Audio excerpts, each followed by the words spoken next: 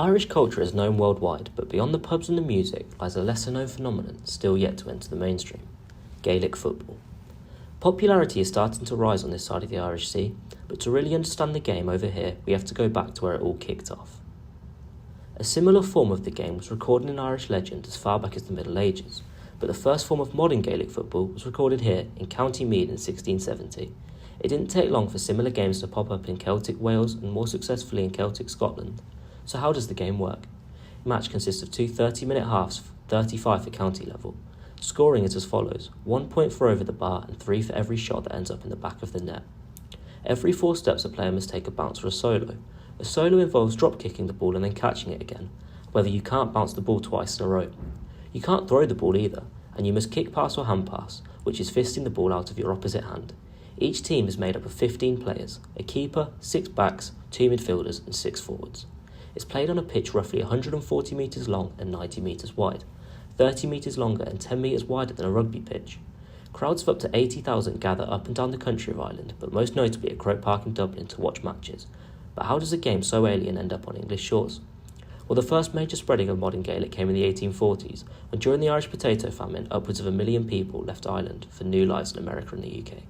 Later, the GAA, the Gaelic Athletic Association, was founded in 1884 in Thurles, Tipperary, giving the sport its governing body. Now, a famously long way to Tipperary, but only 14 years later, London GAA was formed due to an influx of Irish immigration in the city. London GAA still remain one of only 2 non-Irish teams to complete in the All-Ireland, and the only to win it. But it's far away from the lights of Croke Park where the game is really alive in this country. It's the bags and players of grassroots clubs that keeps the sport going. Northampton club Sons of Erin has been doing this for over 60 years now. They run a team from under 10 right through to senior, being one of the only clubs in Warwickshire to have a youth programme. This is crucial as many people who now line out and train with the senior squad have little to no Irish heritage and only picked up the game through playing with the youth teams. One of these is English-born player Isaac Crouch. Here's what he has to say about joining the game. I've got no Irish connections or anything, but I started playing it when I was at school, I think around year 6. Was playing with the boys, and then my teacher saw us and told me to come down to a training one time. So I thought, oh, why not? Let's give it a go. Most people like joke around or get a bit weird when when I tell them I play Gaelic football, but I think it's a really great sport. I really like it. And many others have liked it as well, with Sons of Erin currently hosting one of their best periods ever. In some minority sports, outsiders can be met with hostility through no fault of their own, and with the turbulent past between England and Ireland, can Gaelic football really be any different? It's a good group of lads here. We have a good time. It doesn't really matter if you're English or Irish or whatever. Really, to be fair, we just all love playing the sport. There's been quite a lot of boys here recently, and we've been doing quite well in the league and everything.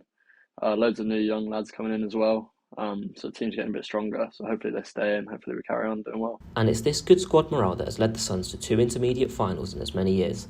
Like the sport as a whole, the club really is on the up. Gaelic football can now be seen on Sky Sports and had entered the consciousness of many non-Irish people living within the UK. The players on these pitches want to keep their Irish community alive, and it's through sports like Gaelic this is done. It's been a hard period for the club, with their last 3 games called off due to a lack of players for other teams, but hopefully the empty pitches will soon fill again. It's believed that 76 million people worldwide have Irish heritage, and communities have sprung up all over the world. But the coverage of the nation's premier sport doesn't seem to reflect this. Highlighted in green are the countries where the All-Ireland final was shown live, a far smaller reach than 76 million descendants around the globe. Irish pubs are among the most recognisable locations in cities around the world. There's one everywhere, so why not Gaelic football as well? Many young Irish people, including the vast amount of students that move over to England every year, become the majority of players you can see in Gaelic clubs up and down the country. But as membership numbers go up and down, the love of the game will always be there. There are huge differences between the sports here in Ireland, and Derry-born Jamie McNeil doesn't think that's a bad thing. So there's a good feel of community around here. Back home, there's not many teams here compared to back home, so there's a great feel. We have some young lads coming through that are showing great promise, and we're hoping to go for another title or so. And they're all showing to be good strong ones. The minority nature of the sport means the community aspect is far greater, and it's the responsibility of Irish-born players to grow the game. McNeil spoke about how they're trying to increase interest at their club. We used to get a weird look whenever we were saying we were playing Gaelic about the lads, but now it's grown interest, and everything's sparking up. We've got a few more. We've introduced some more friends who aren't used to the sport, and they've come along and they're really enjoying it now. Many may shy away, but for those who play, it's this enjoyment factor that keeps them going. It's up to Irish and non-Irish players alike to grow the game now. So will you be picking up a ball anytime soon?